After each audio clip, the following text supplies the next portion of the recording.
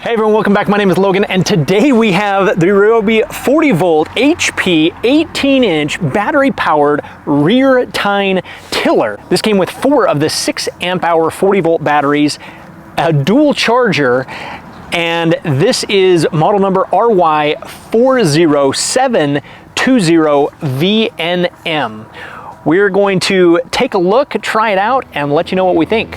Stay tuned.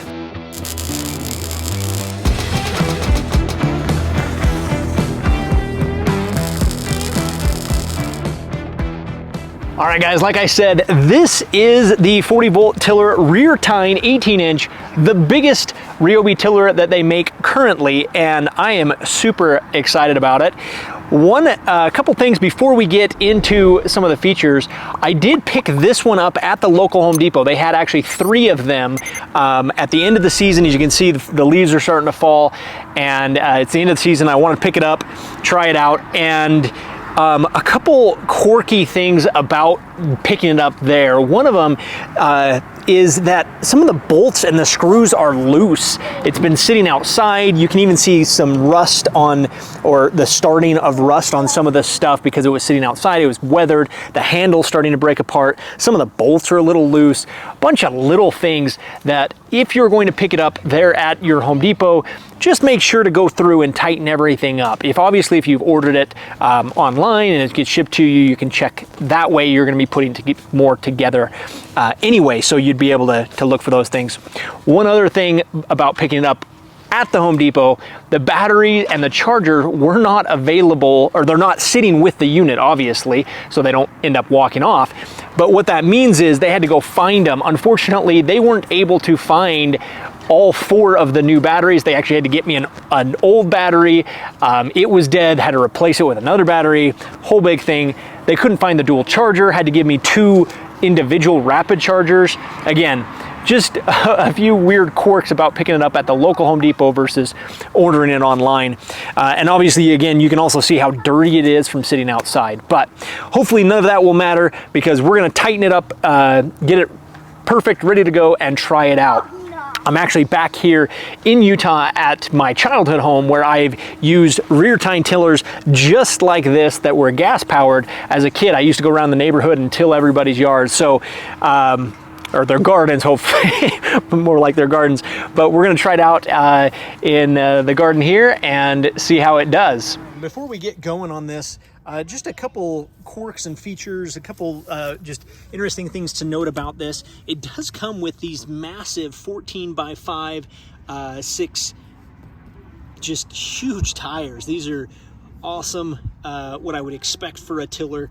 Obviously, really good tread on that.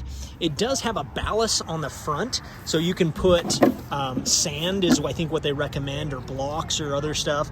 Obviously, in this case, they've just put the paperwork in here, so we'll get that out. But it is kind of cheaply made, these plastic things. I expect these to break after a season, but just something to note there. As I mentioned with the batteries, you can see these 3 are the brand new style 6 amp hour batteries, which are really nice. And then this is the old style battery, which they had to replace. It came with 0 charge, put it on the charger, wouldn't even charge, so I had to take it back and get another old but brand new battery. Now, one thing that's really unique about this compartment, if you've seen the other video we did for the snowblower or some of the other tools, or the outdoor tools, it is in pairs, so it does require essentially 80 volts, minimum 240 volts. So this is an 80 volt powered operating tool. And one thing to note about these, which is really nice in comparison to some of the others, is this is actually spring loaded. So this little A down here, I don't know if you can see, it's kind of like a little square, and if you push on it, it's spring loaded. So it pops the batteries up and out, especially since these batteries are getting so big and so heavy. It's nice that they kind of sit up a little bit. You can kind of see how they're sit up, and then you push it down to lock it into place, which again is really cool. That key right here, obviously, again, allows you, just like the lawnmowers and some of the other things, allows you to switch which pair of batteries you're using. So you're either using the pair A or pair B.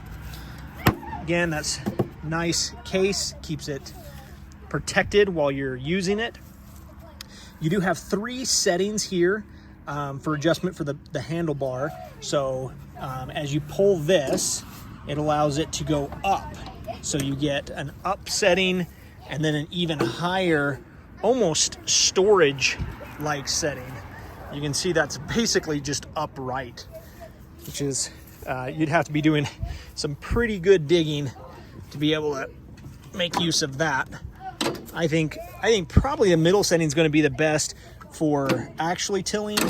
That is going to be your transport mode. Since it is rear tine, you means you got to lift that up pretty high to get it to move. Coming around underneath here, oh, here's another thing. Didn't even notice that this had been busted off. So again, just another quirk to getting it at the Home Depot versus ordering online. And that's your depth right there. So your depth slide. So you can pull that. That just keeps your up and down. This is really aggressive metal. So I mean, not a lot of plastic on this one. Again, probably the battery compartment. Your ballast tank is plastic, and then kind of a rubbery handle. Otherwise, you know, your plastic's up here. Not much else that's plastic. Now, one thing I will say again about the handle, because of this foam, it's already started to tear. That's gonna, you know, get puncture wounds and all kinds of stuff. I don't know why they haven't gone to more of that hard rubber. For example, even just this down here is kind of this hard rubbery plastic stuff. And I've seen them do that with other of their tools, especially their handle grips. I would prefer that, something that's going to last more than just a season. These just don't last. The foam just is never going to last. You're going to end up wrapping it in either some kind of handle grip wrap or something like that. But yeah, I think this is a bad choice personally, but it is what it is. As far as your modes here on the handlebars, you've got a transport mode, which is nice. So that turns your tines off.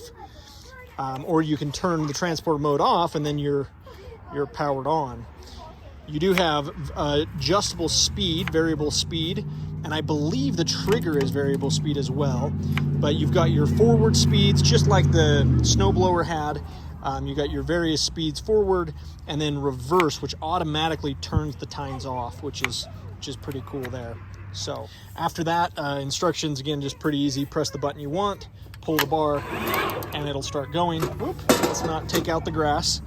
But otherwise, that's pretty much it as far as features here.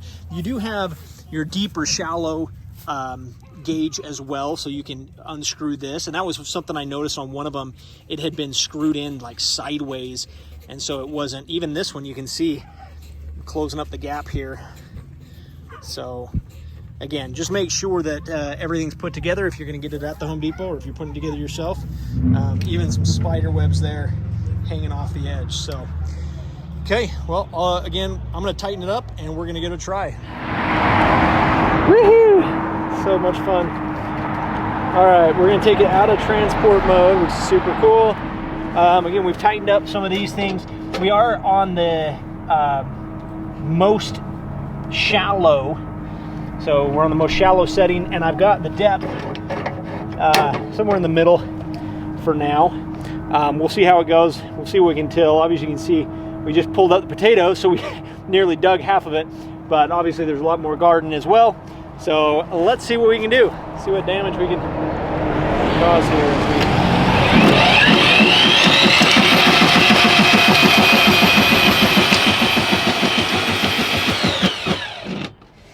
Something's grinding. Let's take a look.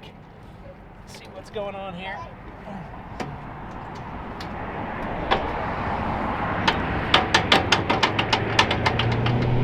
All right, guys, let me show you what's going on here. This is crazy. I can't even believe this. So these seem to be adjustable, where you can put, you've got the quick release, so you can see there's one of the holes right there that you could theoretically pin this to, but it's currently cutting the block down here. I don't know if you can even see that. It's slicing right there through the metal, and it's too close. So this rod is not far enough away, so I gotta figure out now how to fix it, because it's cutting the metal as it's trying to till. This is why, guys, you gotta check. Look at this, there's an L for left, and as you can see, that is not the left side, that is the right side, that's the left side. They put the wrong tine on the wrong side, and it's cutting through the metal block. So now I gotta figure out how to switch it all. Oh my gosh! Even the 40-volt pan, this is backwards. Guys, this is insane. Look at this. They put it on the wrong side. This whole thing is put together all kinds of backwards and sideways. Oh, that's just unbelievable. All right, and see, there it's flush. Look at that, flush, left side, going that direction. Again,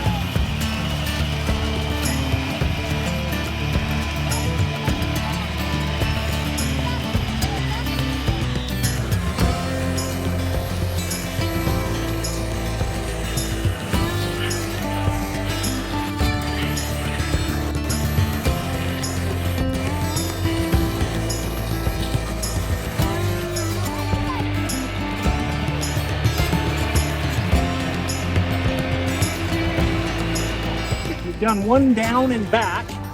You can see down that way and then back this way right here. We've done all the way down once and twice, so we've gone down and back, and we kind of overlaps just a little bit. What I want to show you is how tough this dirt is right here. It's very tough. So here is what it's been able to do, which is not much better. It's obviously bringing up the top. We're going to do this a couple times, but you can see that it is getting that top layer. But this is really tough dirt, kind of clay-like soil. So,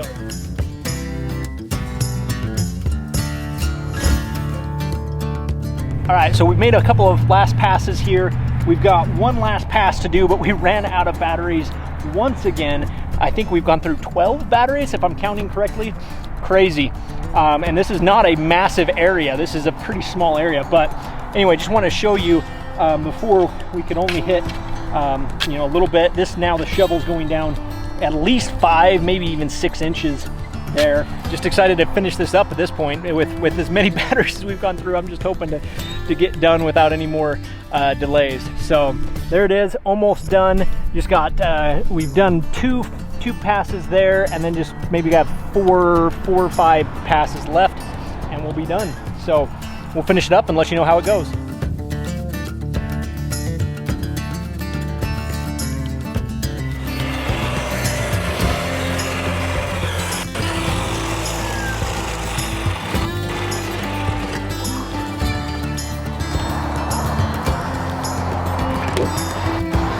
It literally died right here on the last hurrah. Let's pop the batteries out just so I can get it a little bit further. Nope, it won't even do it. That was it. She's done, she says, which is good because I'm done too. All right, guys, so there it is. Did about 700 square feet. So it's a 70 by 10, maybe more like 12 or 15, but we didn't do the entire thing. So 70 by 10, let's call it. Took approximately 14 batteries. I can't remember exactly, we'll put it up here. I think it was about 14 of the 40-volt batteries. Most of them were 6 amp hour. We did have a small 6 amp hour and a small 4 amp hour that we tried out. And overall, it worked fairly well. Definitely could have used some weight in the ballast tank. I thought that was kind of lacking. I felt like I kept having to lift it up, which I wanted it to be weighted down, and so there was a little bit of a balance issue there. Adjustability of the handle, I did in fact used all three. So I used it on its farthest down, I used it on the kind of the higher up, and this extreme mode, I would call it, holding on to the front even while I was doing it. So yeah, definitely some good adjustability. It felt very similar, other than the fact that it wasn't heavy enough on the front, which again, if I'd used some weights, it could have definitely helped there, but very similar to the tillers that I'm used to using. So that was impressive. I was actually really pleased to see that. I did adjust the side, these flares and the depth gauge almost immediately, took them all the way up so that it could get max clearance. Again, for the area that I was doing, I wanted as deep as we could get. I can definitely see how you could adjust between the 4 settings. So it has all the way down 1, 2, and 3 up from that. So you have the 4 settings there that you can use. Again, could not believe how it was improperly set up at the Home Depot. That just boggles my mind. The fact that the tillers were switched and they were cutting the metal part of the framework is just insane to me. Pretty well constructed. All of this metal. I think it's going to be a pretty good machine. I expect to use it in the summer, or rather in the spring, right before planting. And don't foresee any issues. A couple of quirks or weird things about it. It did pop the battery a few times. So when it would hit a rock, it actually spring loads one of the batteries up and out, ejects the battery so that it won't run because it encountered something too hard. So I don't know what the sensitivity is on that, but we encountered it probably 3 times where we hit a big rock and it stopped it completely, ejected a battery up through the base. So that was kind of cool. Also, it's a little weird that you don't have a speed control for the wheels when you're just in transporting mode. That would be nice, but not necessary. It's pretty easy to manage that way. Otherwise, it's a full-size unit. I'll say that for sure. It is not lacking in weight, or obviously with the ballast, you know, it feels like a full-size unit. So did a decent job. I was impressed that it was comparable, honestly. Just the fact that it was comparable to the gas. Now, again, we had to use a lot of batteries, so take that into consideration. If you've got a lot of 40 amp hour batteries, great. But again, we did 70 feet by 10 feet, and it used 14 some odd batteries. So crazy amount of batteries. The other thing that I noticed that was a little weird was just where the placement of this, the bar is to grab. It kind of seemed in a weird spot because it's at the end of your fingertips. So if you had like smaller hands, or even just with my hands, I mean, I don't have very like small hands, but even with my hands, it occasionally would kind of slip out of my grip, which was kind of weird. You just had to get used to almost grabbing it from underneath or grabbing it in a different way.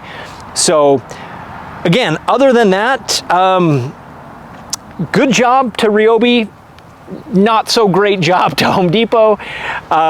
Left something to be desired there. All right, guys, I want to do a quick bonus update on this tiller. Unfortunately, after thinking over all of the experience that I've had thus far with this, I'm actually gonna return it. Like, I've got it in the car right now. I'm in my van. That's how I picked it up. And I'm taking it back to the Home Depot. And you might be asking yourself why, or you might have already understood why based off of all of the issues.